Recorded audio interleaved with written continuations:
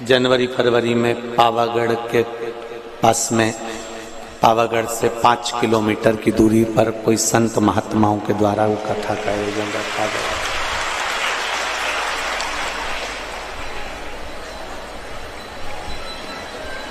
शिव कथा जितने भी लोग श्रवण करने आए हैं, चाहे पंडाल के अंदर बैठे हों चाहे पंडाल के बाहर बैठे हों, एक चित्त लगाकर, मन लगाकर श्रवण करना और उस परमात्मा से विश्वास रखकर, उस परमात्मा से अपने दिल की बात कहते हुए 7 दिन की कथा को नियम से श्रवण करना।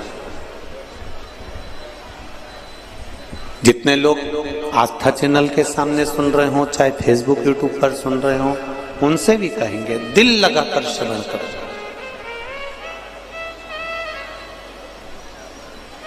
मन और हृदय, इन दोनों का जो दरवाजा है ना, वो बड़ा विचित्र है।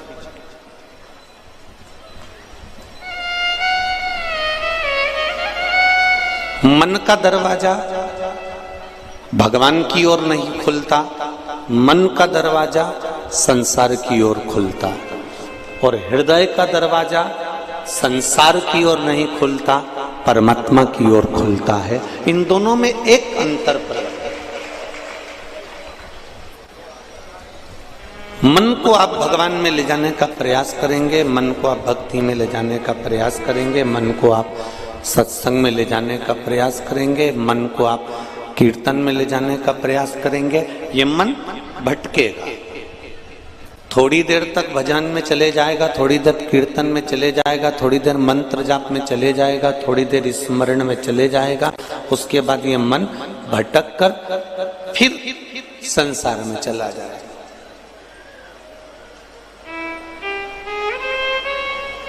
पर हृदय, चित्त, वृत्ति एक बार अगर परमात्मा के दरवाजे पर चली गई तो फिर ये हृदय, ये चित्त, ये वृत्ति फिर भटकती नहीं है, फिर एकाग्रित हो जाती है परमात्मा के चरणों की। तेरी कृपा बिना न हिले एक भी अणु, लेते हैं श्वास तेरी कृपा से तनु तनु। बखान क्या करूं मैं राखों के ढेर का, चपटी बबूट में खजाना कुबेर का। हे गंगाधार मुक्ति द्वार ओमकार तू, बोले ओमकार तू। आयो शरण पिया शंभु तार तार तू। ये हृदय का जो दरवाजा है, हृदय का जो द्वार है, वो परमात्मा की ओर खुलता है, और मन का जो द्वार है, मन का जो दरवाजा है, वो संसार की ओर खुलता है।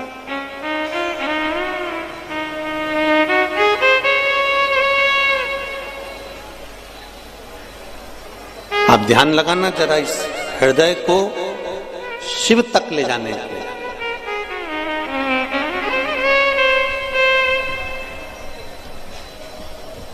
पूरा राष्ट्र शिव प्रसाद, शिव महापुराण की कथा को सुनने के लिए ललायित है। संपूर्ण राष्ट्र 2 दिन से लगातार लोगों के मैसेज आ रहे हैं कि शिव प्रसाद कथा की बड़ी उत्सुकता है कि शंकर जी के प्रसाद की महत्वता को हम जानेंगे।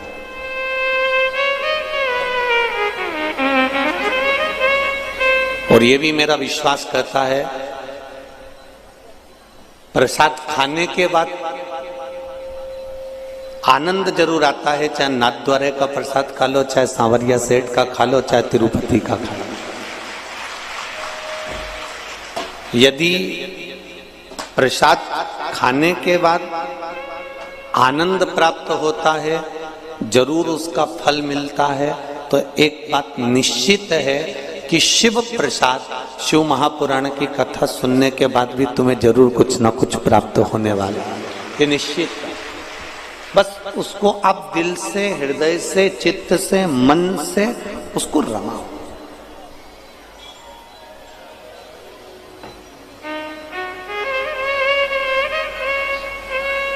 आप जितना हृदय से सुनेंगे,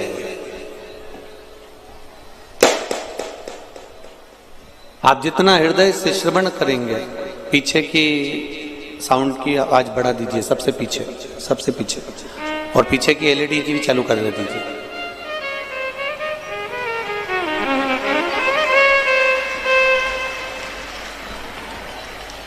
आप जितना चित्त को, हृदय को, मन लगाकर, इस चित्त को लगाकर जितना श्रवण करेंगे उतना सुख का अनुभव होगा। महाराज शिव महापुराण की कथा कह रही है।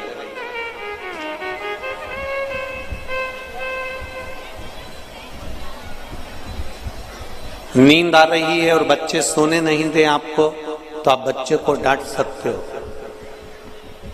ये आपको पहले भी एक बार प्रसंग में कहा था। नींद आ रही है और भरचक आ रही है और बच्चे सोने नहीं देंगे आपको, तो आप बच्चे को डांट सकते हो। पर नींद आ रही है और मक्खी कान में भिन भिन कर रही है, या मक्खी तुम्हारे सामने आकर घूम रही है, तुम्हें सोने नहीं दे रही है, तो क्या तुम मक्खी को डांट सकते हो? अरे बोलो तो जरा बड़ोदरा वाले, डांटोगे? नहीं। फिर क्या करोगे? बच्चे सोने नहीं देंगे तो बच्चों को डांटा जा सकता है, पर मक्खी सोने नहीं देगी तो मक्खी को डांटा नहीं जा सकता।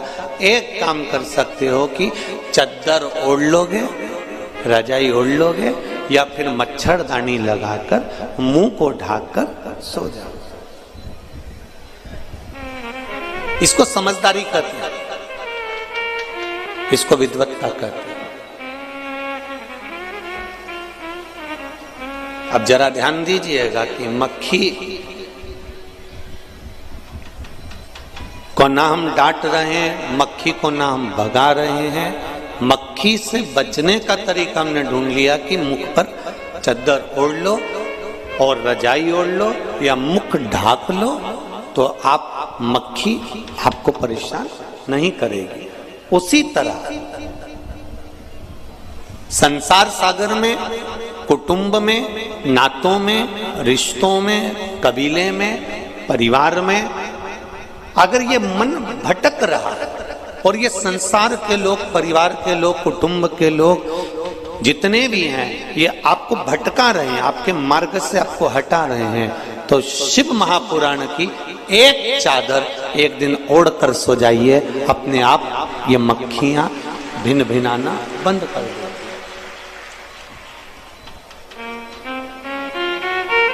इस चित्त को, इस मन को, इस बुद्धि को, इस हृदय को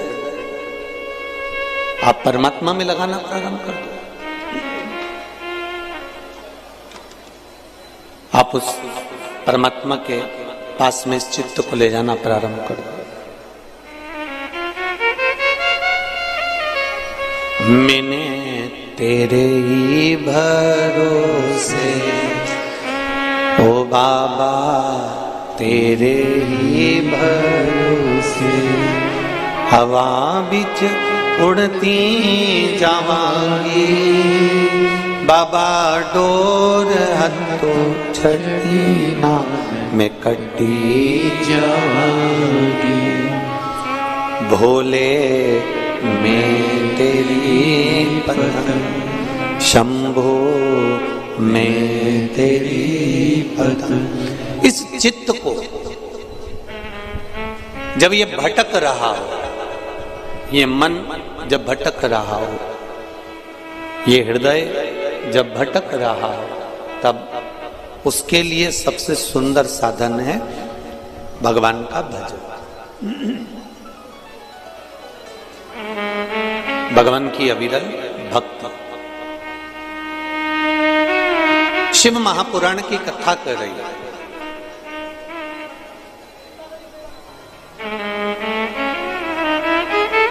एक देवराज नामक का ब्राह्मण, जो ब्राह्मण कुल में जन्म लेने के बाद अपनी संगत से भटक गया था, अपनी संगत से भटक गया और संगत से भटकने के बाद वो शिव मंदिर में थोड़ा सा धन चोरी कर कर शंकर के मंदिर में जाकर बैठा।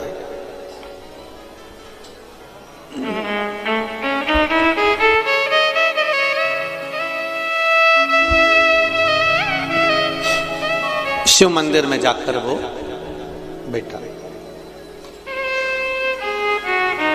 अब शिव मंदिर के अंदर जब वो जाकर बैठा, शरीर में ताप था, शरीर ताप के कारण तकलीफ भोग रहा था। एक ब्राह्मण देवता उसी मंदिर में बैठकर शिव महापुराण की कथा का वाचन कर रहे थे। ये सब कथा आपने इस व्यासपीठ के माध्यम से बार बार सुनी है, पर कथा का जो नियम है उसके अनुसार महत्तम का जो वर्णन है उसको हम श्रवण कर रहे हैं। ब्राह्मण का कर्म था कथा कहना, तो ब्राह्मण अपने आनंद के साथ उस कथा को कह रहा है। अब देवराज नाम का ब्राह्मण उस कथा को कितना ले रहा है ये उसके ऊपर है।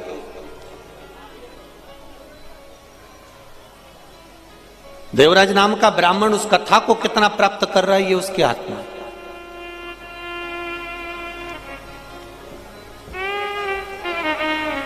₹100 लगाकर ऑटो में, 150 रुपए खर्च कर कर ऑटो में आप इतनी दूर कथा सुनने के लिए आए। अब ये आपके ऊपर है कि आप कितना ग्रहण कर रहे हैं, कितना प्राप्त कर रहे हैं। भगवान शिव से आप कितनी दिल की बात अपने देव अधिदेव महादेव से कह रहे हैं और भगवान शंकर से अपने हृदय से गुणगान कर रहे हैं। आपने लगाया ₹100 ऑटो में खर्च कर दिया, उससे कह दिया भैया मुझे वहां तक छोड़ी आना, वो छोड़कर चले भी गया। आपने पति से भी कह दिया कि मुझे वहां तक छोड़िया, मुझे वहां तक ले जाओ। आपने अपने बच्चों से कह दिया मुझे कथा के स्थान तक छोड़िया। छोड़ने का काम उनका था, वो छोड़कर चले गए।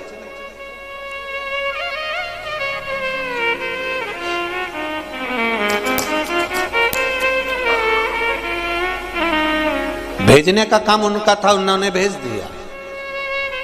अब जितने लोग इस कथा में श्रवण करने के लिए बैठे हैं इन पंडालों के अंदर, दोनों तीनों पंडाल और जो बाहर के पंडाल हैं उनके अंदर जहां जहां आप लोग बैठे हुए हो, तो ये अब आपके ऊपर है कि आप इसमें कितना ग्रहण कर रहे हो, कितना प्राप्त कर रहे हो।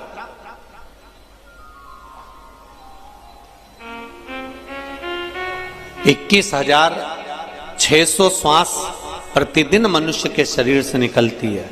3.5 करोड़ रोम छिद्र ये मनुष्य के शरीर में है और 21,600 श्वास रोज प्रतिदिन निकल रही है। और उस श्वास का बस यही एक क्रम है कि निकलने वाली श्वास तो निकल रही है, श्वास आना जाना तो चालू है, पर हम उस 21,600 श्वास में से कितनी श्वास में हम भगवान का भजन कर रहे हैं, हम कितनी श्वास परमात्मा को समर्पित कर रहे हैं, हम कितनी श्वास में भगवान भगवत नाम का, भगवान के नाम का गुणगान कर रहे हैं।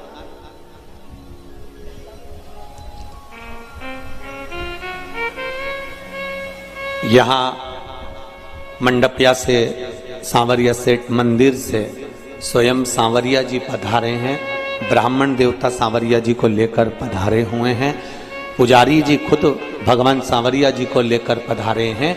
अब ये हमारे ऊपर है कि हम सांवरिया जी का दर्शन किस भाव से करते।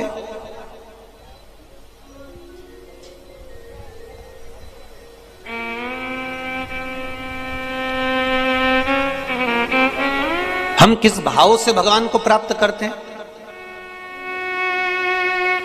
कई लोग ऐसे भी होते हैं जो मंदिर तक चले जाते हैं, जैसे देवराज नाम का ब्राह्मण मंदिर तक गया है, मंदिर के अंदर भी पहुंच गया है, मंदिर की चौखट पर भी पहुंच गया है, मंदिर के अंदर जाकर बैठ भी गया है, पर मंदिर के अंदर बैठने के बाद भी उसका चित्त नहीं लग पाया, उसका मन नहीं लग पाया, उसका हृदय नहीं लग पाया।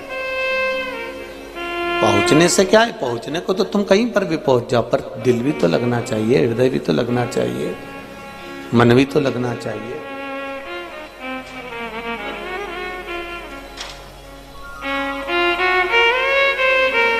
पहुंच गए मंदिर तक, देवराज नाम का ब्राह्मण मंदिर में जाकर बैठ भी गया, पहुंच भी गया। और ब्राह्मण जो शिव महापुराण की कथा का वाचन कर रहे हैं, ब्राह्मण जो शंकर भगवान की कथा कर रहे हैं, वो ब्राह्मण जयघोष भी कर रहे हैं। ऐसा नहीं है, बार बार ब्राह्मण कर रहा है हर हर महादेव, बोल बम का नारा है, जम के बोलो जरा, बाबा एक सहारा है। अब वो चिल्लाए भी, आवाज लगाए भी, बोले भी, पर देवराज की चित्त वृत्ति, देवराज का मन वह नहीं पहुंच रहा। उसको तो ताप है शरीर में, कष्ट है उसके शरीर, मन नहीं लग पा रहा उसका, हृदय नहीं लग पा रहा उसका।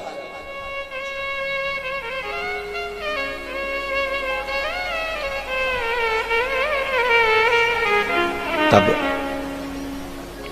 देवराज मंदिर से बाहर निकल गया, उसने कुछ लिया नहीं है उस मंदिर से, उस मंदिर से उसने कुछ प्राप्त नहीं करा, उस मंदिर से उसने कुछ लिया नहीं। मंदिर से बाहर देवराज पहुंच गए, एक बेलपत्री के वृक्ष के नीचे जाकर बैठ गए। अभी भी उसका मन, अभी भी उसकी चित्तवृत्ति भगवान के प्रति नहीं है। ब्राह्मण देवता ने जो शिव महापुराण की कथा कही, उसमें उसको लगा कि महाराज बार बार क्यों चिल्ला रहा है, हर हर महादेव क्यों बोल रहा है, और इतनी तेज तेज हर हर महादेव बोल रहा है, मेरा सिर दुख रहा है, और वो चल दिया।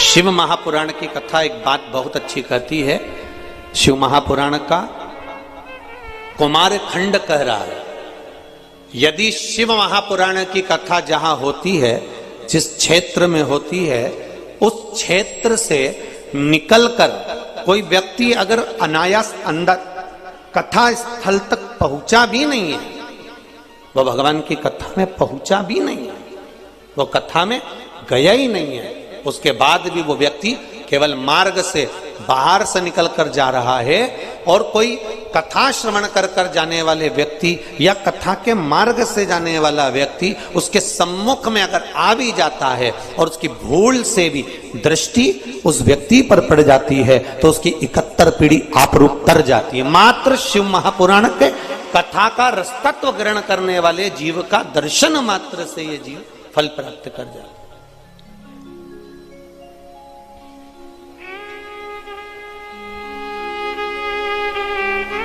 अब इतने सारे आप लोग पधारे हो, ढेर, अब इतने सारे आप लोग आए हैं कथा सुनकर। जिस ऑटो में बैठकर जाओगे, गाड़ी में बैठकर जाओगे, कोई अगर कथा में नहीं भी आया है ना, तो वो गाड़ी में बैठे हो ना, तो उस गाड़ी में भी अगर तुम्हारे कपड़े का स्पर्श भी हो गया, तुम्हारे से छूकर कोई हवा उस तक पहुंच भी गई, तो अब जरा विचार करो, इतने आए हो, और जो बड़ोदरा के नी भी आए ना, ये निश्चित है शिव महापुराण की कथा उन तक का कल्याण करने वाली है, क्योंकि कहीं ना कहीं किसी ना किसी रूप में ये पवन, ये हवा, और आप जिस मार्ग से, जिस कॉलोनी से, जिस सोसाइटी से, जिस रास्ते से आए हो, वहां तक तो जाओगे, अपने घर तक तो पहुंचोगे। और ऑटो वाला कहां तक छोड़ देगा तुमको? नीचे तक, बिल्डिंग तक तो जाओगे। उस बिल्डिंग तक पहुंचने में भी तो 8-10 घर पड़ेंगे। 8-10 घर में तुम्हारे पांव की रज तो गिरेगी, और गिरेगी तो कल्याण तो करेगी। अभी की कथा हुई थी इंदौर में, तो हमने कहा था वो कोरोना की जो बीमारी होती है ना, उसकी जो कोरोना का जो इन्फेक्शन है, जो बीमारी है, काय से फैलती है? छुआछूत से। तुमने कोई का कपड़ा छू लिया, बीमारी लग गई। बोलो सही है कि गलत है? अरे जम के तो बोलो, सही है। तुमने कभी हाथ लगा लिया, बीमारी हो गई। कोई गेट छू लिया, बीमारी हो गई। हॉस्पिटल का कोई सामान छू लिया, बीमारी हो गई। सब्जी का बैग उठा लिया। इसलिए पहले जब जैसे ही कोरोना चला तो पहले ही मना कर दिया कि सब बंद कर दिया। बंद करने का कारण क्या था? तुम्हें घर में लाकर बिठा दिया कि तुम कहीं जाओगे नहीं तो छुओगे नहीं। पर फिर भी लोग इतने चतुर हैं, इतने चतुर हैं कि इनका तो मन ही नहीं करता ना बिगर जब तक घर से नहीं निकल जाए। तो कैसे भी मैं अब भी घूम के आया, भले कोई नहीं निकला तो भी गाड़ी से भुर भुर करके। अब कह रहा मैंने तो किसी को छुआ ही नहीं। कहां गया था? बस बाजार।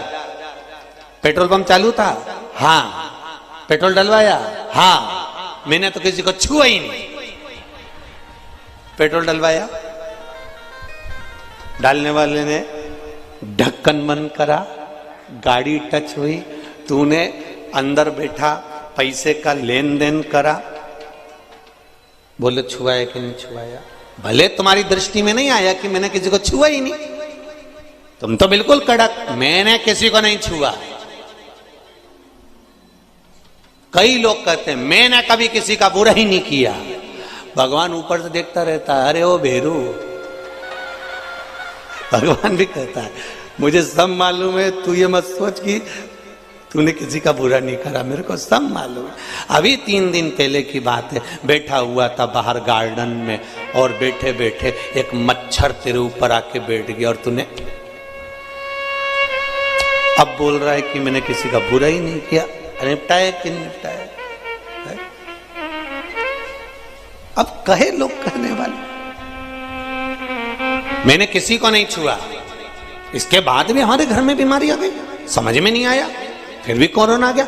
स्पर्श मात्र से अगर कोरोना बीमारी फैल सकती है तो ये शिव महापुराण की कथा कह रही है, सुनकर जाने वाले के मात्र स्पर्श दर्शन, उसके चरण की रज से भी मेरे शिव की करुणा हो सकती है, कृपा हो सकती है, ये निश्चित।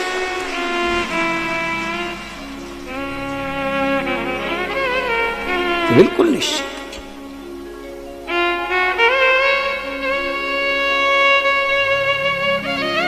प्रसाद, शिव महापुराण की कथा चल रही है और प्रसाद का मतलब क्या होता है?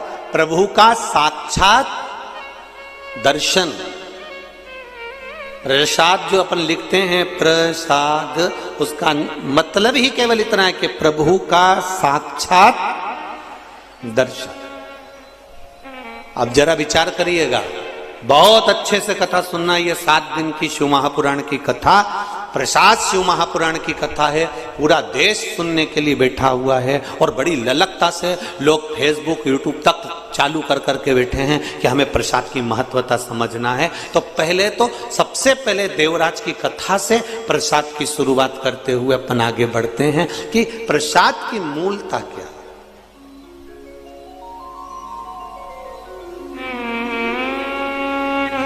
प्रभु का साक्षात दर्शन। अब विचार करिएगा, तुम बद्रीनाथ नहीं गए,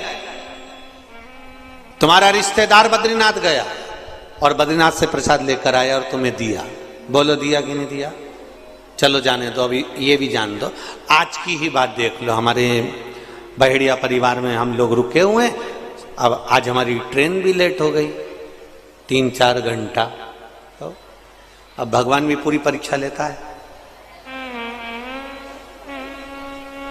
जो आने वाली थी सुबह 7 बजे, वो आई सुबह 10-11 बजे। अब पहुंचे, फिर लाड लेके लाड लड़ाया, ठाकुर जी की सेवा करी, भोलेनाथ जी का पूजन किया, मंत्र जाप स्मरण कर कर कथा की तैयारी। कथा में पहुंच गए, फिर पूछा जजमान से, क्यों कितनी देर का रास्ता है? बस 10 मिनट में पहुंच जाएंगे।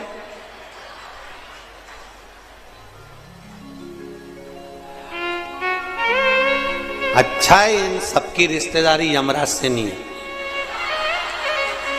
नहीं तो ये यमराज इनसे पूछ ले, क्यों रे कमला भाई को लेके जाना है, कितनी बजे आऊं? बस 10 मिनट में आ जा। और मालूम पड़े कमला भाई उससे पहले की भग गई। राम जी, अब इसका क्या ठिकाना? अब ये बोले 10 मिनट का रास्ता है गुरुजी। स्टेशन से चले थे जब भी यही बोले थे 10 मिनट में घर पहुंच जाएंगे, और घर से चले अभी कथा स्थल तक तो भी यही बोले 10 मिनट में कथा स्थल। और मालूम पड़े घड़ी का कांटा देख देख देख देख। अब हमने सोचा कि टाइम पे पहुंच जाएं तो कम से कम ये इतने पत्र आते हैं तो पढ़ने में आ जाते हैं। अब टाइम पे पहुंचे ही नहीं तो पत्र क्या खाक पढ़ो। अब 10 मिनट में इतने में वो बच्चा गाड़ी चला रहा था, क्या नाम उसका, हम तो नाम स्मरण नहीं है हमको इतना। हमने उससे कहा जरा जल्दी चलाओ। उसने आगे वाले को फोन लगाया, जरा जल्दी चलाओ। आगे वाले ने आगे वाले को लगाया, जल्दी चलाओ। सबने लगा दिया पर चला कोई नहीं, सब वैसे की वैसे ही चला। और ऊपर से बच्चा कुचा था तो बाहर लगा दिए ने ढोल वाले। अब हमारे मन में आया भगवान अच्छी आज तो खुद परीक्षा ली है तूने, 10 मिनट का कहकर आधा घंटा निकाल दिया और बचा कुचा था तो ढोल लगाड़े ला के खड़े कर दिया। अब इनके बीच में थोड़ा, अब बेचारे इतनी देर से ढोल बजाए, अपन उनको नी भी देखो तो उनको भी बुरा लगे। बताओ गुरुजी आया और फूला फूला चले गया तो मन लगता तो है। तो अब उनका भी बजा लो तुम तो बजा लो। अब ढोल वालों की भी आदत, दूल्हा सामने रहे तो और दम दम के बजाए। अब ढोल वाले भी बजा, अब उनको उत्साह तो बड़ा। इसका नाम बिल्कुल सही है, बड़ोदरा ही अच्छा है, एकदम बढ़िया, उसमें कोई दिक्कत वाली बात नहीं, बढ़िया। अब विचार करा जाए जरा, एक विचार अपने चित्त में आए। कोई नाथद्वारा गया, नाथद्वारा से प्रसाद आया। हम जहां पर बहेड़िया जी क्या रुके हुए हैं वहां प्रसाद भी पहुंचा। आज बाबा की कृपा थी, श्री जी बाबा की, तो प्रसाद पहुंच गया। प्रसाद का मतलब क्या होता है? प्रभु का साक्षात दर्शन तो है।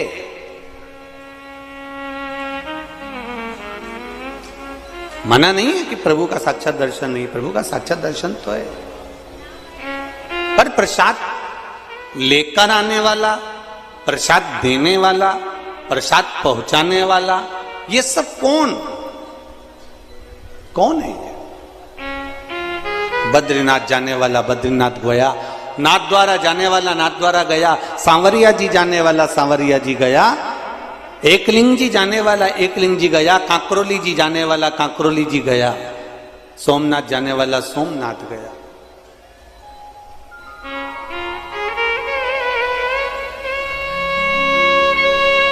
जाने वाला जा रहा है और लाकर प्रसाद तुम्हारे हाथ में दिया।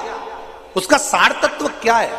शिव महापुराण की कथा, शिव प्रसाद शिव पुराण की कथा कहती है, जब भगवान के मंदिर का प्रसाद अनायास, हमने सोचा ही नहीं था कि नाथ द्वारा का प्रसाद आ जाएगा, हमने सोचा ही नहीं था कि बद्री विशाल का प्रसाद आ जाएगा, हमने सोचा ही नहीं था कि सोमनाथ जी का प्रसाद आ जाएगा। अचानक अगर प्रसाद हमारे घर पर, हमारे द्वार पर, हमारे घर के अंदर, हमारी हथेली पर, हमारे हाथ में या हमारे परिवार में प्रसाद अगर आ रहा है तो ये विश्वास मानकर चलना कि मेरे श्री जी बाबा को, मेरे बद्रीनाथ जी को हिचकी आई है, वो तुम्हें याद कर रहा है कि तू भी चल कर।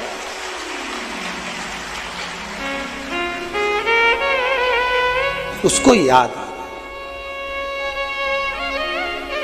उसने प्रसाद के माध्यम से, प्रसाद देने के माध्यम से, प्रसाद के माध्यम से उसने ये खबर करवा दी। प्रसाद के माध्यम से उसने सूचना करवा दी कि ये प्रसाद मैं भेज रहा हूं, इसका मतलब ये है कि केवल कि आप मेरे नजदीक तक, आप मेरे करीब तक आ जाइए, आप मेरे पास आ जाइए। महाराज, प्रभु का साक्षात दर्शन। देवराज नाम का ब्राह्मण मंदिर को छोड़कर जब जाने लगा, मंदिर से बाहर निकलकर, जब देवराज नाम का ब्राह्मण मंदिर को छोड़कर जा रहा है ब्राह्मण ने हर हर महादेव कर कर आवाज लगाई है, और आवाज लगाकर ब्राह्मण ने शब्द कहा, अरे बांधव थोड़ा रुकिए। देवराज नाम का ब्राह्मण मंदिर से निकल रहा है, उसके शरीर में ताप पड़ रहा है। बांधव जरा रुकिए, आप रुको थोड़ा।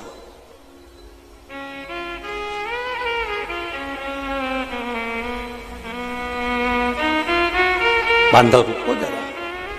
और देवराज नाम के ब्राह्मण ने पलट कर देखा, मुझे किसने रोका है, कौन मुझे रोक रहा है, कौन मुझे रोक रहा है। पलट कर देखा, और जब पलट कर देखा कि कौन मुझे रोक रहा है, तब देखा कि जो ब्राह्मण देवता शिव महापुराण की कथा का वाचन कर रहे थे, जो ब्राह्मण देवता शंकर भगवान की कथा का वाचन कर रहे थे, जो ब्राह्मण देवता शिव महापुराण का वाचन कर रहे हैं, वो ब्राह्मण देवता मुझे रोक रहे हैं और कह रहे, बांधव थोड़ा सा रुक जाइए, बांधव थोड़ा रुकिए,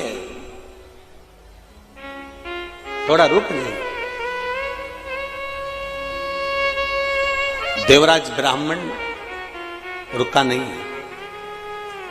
यही की यही कथा, यही की यही चरित्र, यही की यही संवाद, यही की यही कथा आपको सत्यनारायण भगवान की कथा में भी प्राप्त हो जाती है।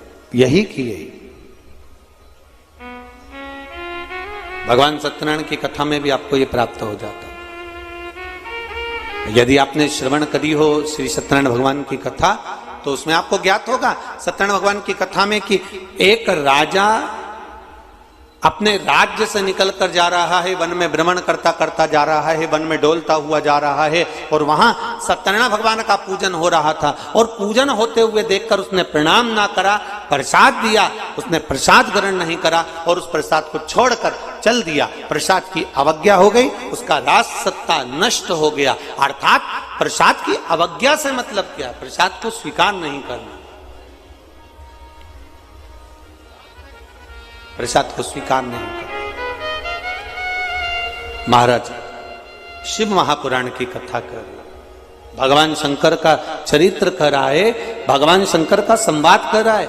अब जैसे देवराज ब्राह्मण के सम्मुख में बार बार आवाज लगाकर कहा गया, शब्द कहे गए, देवराज ब्राह्मण के सम्मुख में फिर आवाज लगाकर कहा, अरे बांधव रुको, ए बांधव रुको। उसके बाद भी देवराज नाम का ब्राह्मण नहीं रुका, वो अपने गंतव्य की ओर, अपने मार्ग की ओर चलता जा रहा, चला जा। अब देवराज ब्राह्मण ने पलटकर जरूर देखा पर रुका नहीं है, और वो देवराज ब्राह्मण एक बेलपत्री के वृक्ष के नीचे जाकर बैठ गया। जब बेलपत्री के वृक्ष के नीचे जाकर बैठा, वहां जाकर विराजमान हुआ, तब समय आया, और ये कथा आप लोगों ने सुनी है कि यम के दूत आ रहे थे, उनको रोककर भगवान शंकर के गण आ गए, भगवान शिव स्वयं आ गए, और भगवान शंकर स्वयं आकर उनको लेकर जाने लगे। भगवान स्वयं उनको लेकर जाने लगे। बोल विश्वनाथ भगवान की। हरि ओम में ओम समाया है, मेरा भोला नगर में आया है। हरि ओम में ओम समाया है, मेरा भोला नगर में आया है। हरि ओम में ओम समाया है, मेरा भोला नगर में आया है। हरि ओम में ओम समाया है, मेरा भोला नगर में आया है। हरि ओम में ओम समाया है, मेरा भोला नगर में आया है। हरि ओम में ओम समाया है, मेरा भोला नगर में आया है। मेरा भोला नगर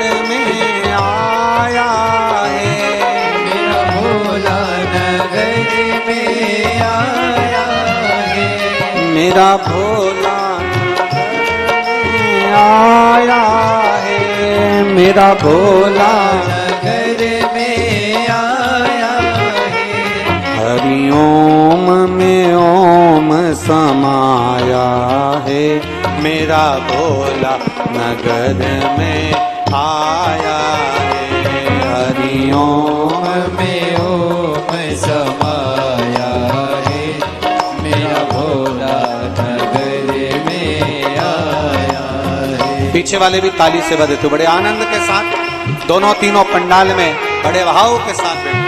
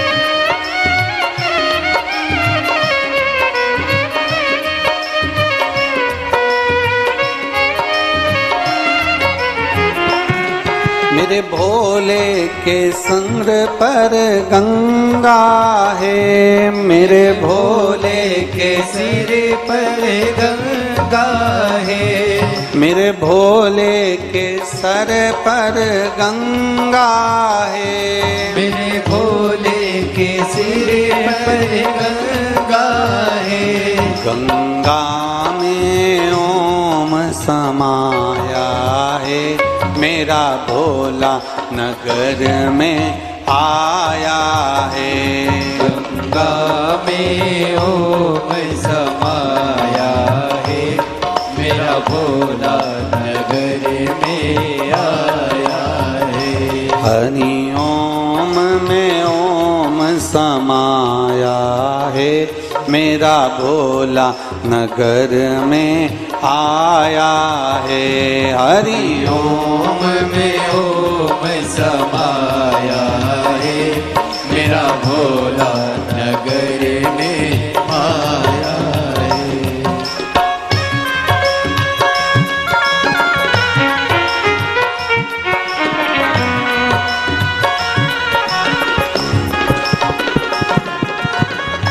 भजन वालों के साउंड सेट करिए, आवाज में वैसा भराव वगैरह देखिए बात, सारे वाद्य यंत्र और सबके गाने वालों के।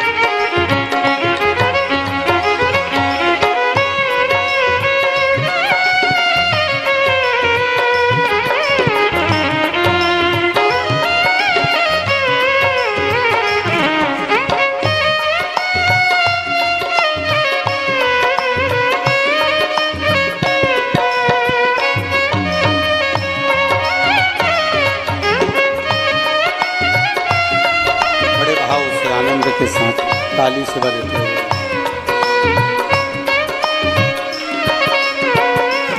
मेरे भोले के माथे पे चंदा है, मेरे भोले के माथे पे चंदा है, मेरे भोले के माथे पे चंदा है, मेरे भोले के माथे पे चंदा है। चंदा में ओम समाया है, मेरा भोला नगर में आया है। चंदा में ओम समाया है, मेरा भोला नगर में आया है। चंदा में ओम समाया है, मेरा भोला नगर में आया है। चंदा में ओम समाया है, मेरा भोला नगर में आया है। मेरा भोला नगर में आया है, मेरा भोला नगर में आया है, मेरा भोला नगर में आया है, मेरा भोला नगर में आया है। हरि ओम में ओम समाया है, मेरा भोला नगर में आया है। हरि ओम में ओम समाया है, मेरा भोला नगर में आया है। आओ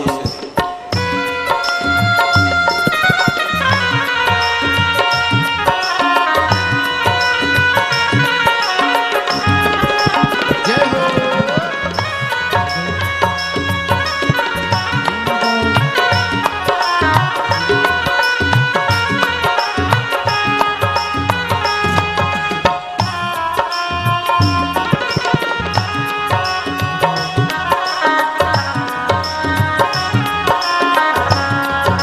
शंभो शंभो।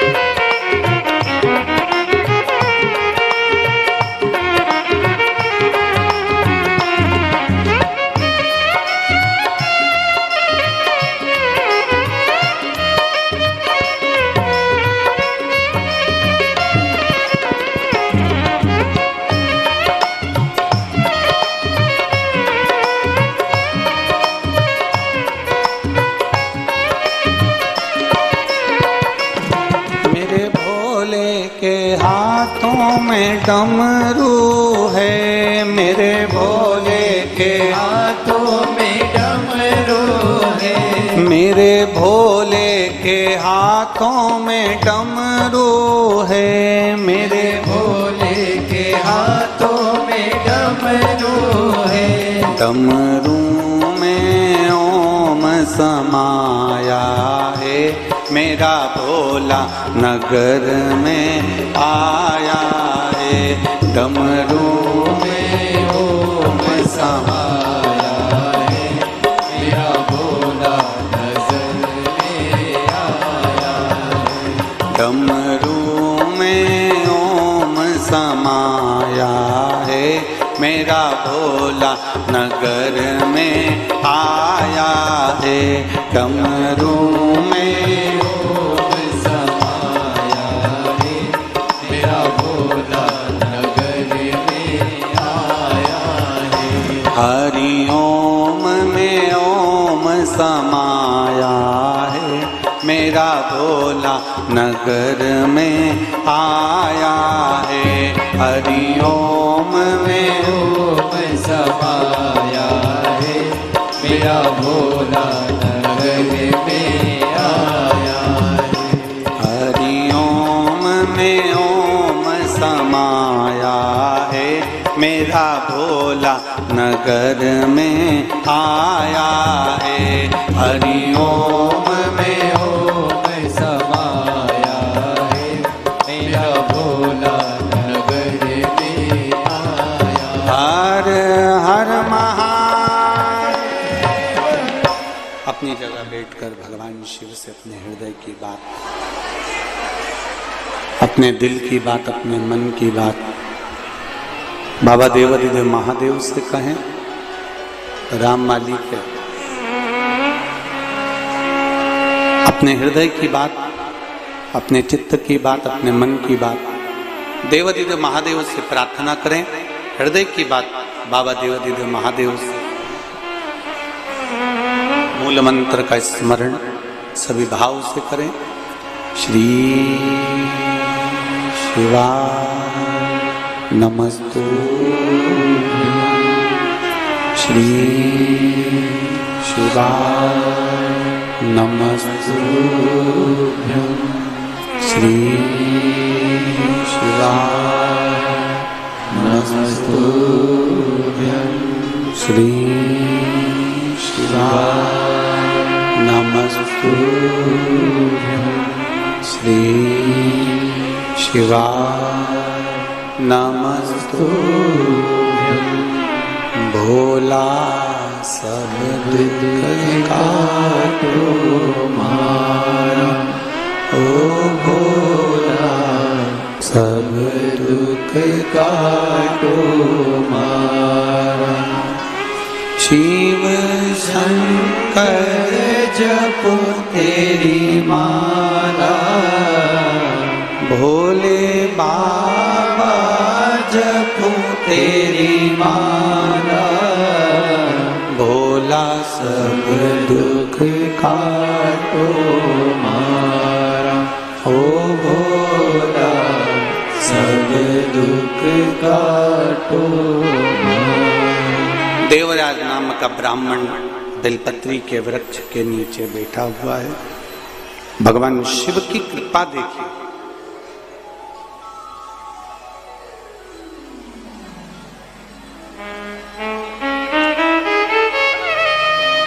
प्रसाद के लिए ब्राह्मण देवता ने भी आवाज लगाई थी कि बांधव रुको।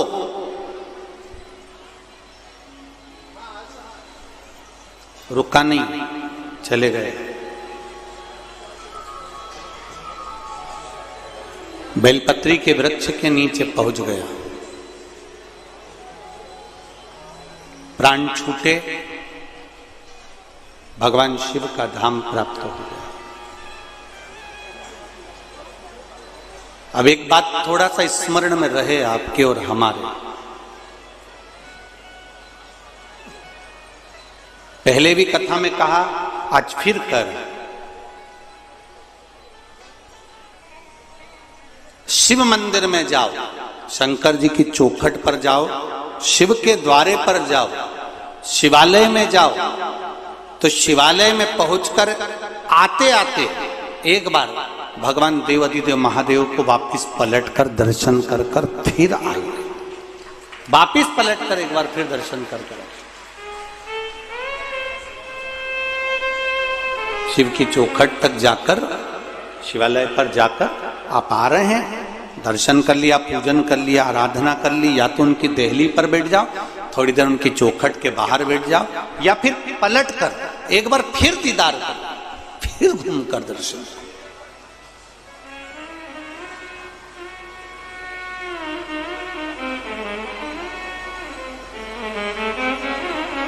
जब हम द्वार पर से घूमकर भगवान का दर्शन करते हैं तो मणिभद्र की कृपा, भगवान शिव का जो द्वारपाल है मणिभद्र, उसकी कृपा हम पर जरूर होती है। उनकी उदारता, उनकी दया हम पर जरूर होती है, ये निश्चित है। शिव कृपा कर रही है, शिव कथा कर रही है।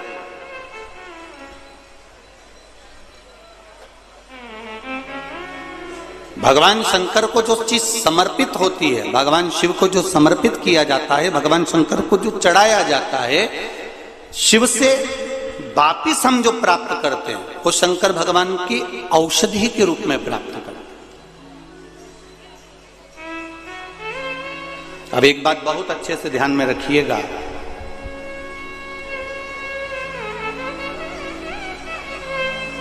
किसी संत के दरवाजे पर, किसी सदगुरु के द्वार पर, भगवान की चौखट पर, भगवान के मंदिर में, देवालय में जब हम जाते हैं तो हम संत के द्वार पर जब हम जाते हैं तो कुछ ना कुछ उस संत के द्वार से बन सके।